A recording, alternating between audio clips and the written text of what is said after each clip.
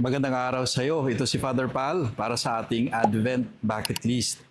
Bakit may simbang gabi tayong mga Pinoy at bakit natin ito ipinagdiriwang? Sa katunayan po, hindi lang mga Pinoy ang may Novena Masses bago magpasko, pati na rin ang ating mga kapatid na Mexicans, pero naiiba pa rin ang simbang gabi ng mga Pinoy dahil sa kakaibang pagpapahiwatig ng ating pagmamahal sa ating inang si Maria at sa kanyang anak na si Hesus Kristo. Isang tradisyon po na nagsimula pa noong 1669 sa panahon pa ng mga Kastila at ito'y ginawa para bigyang daan ang mga magsasaka na makasimba bago pa sila magtrabaho sa bukid. Siyam na araw ng panalangin o Novena Masses para sa karangalan ng ina at ng ating Panginoong si Jesus sa paggunita sa siyam na buwang pagdadalang tao ng mahal na Birhen.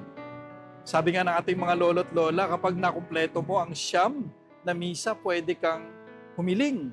Pero masigit pa sa kahilingan, bawat simbang gabi natin, hindi lang tayo pupunta sa simbahan para humiling. Una, para magsimba, para makiisa kay Maria at damhin natin ang presensya ng Diyos. Para po sa mga dagdag pang katanungan, mag-comment po sa section below.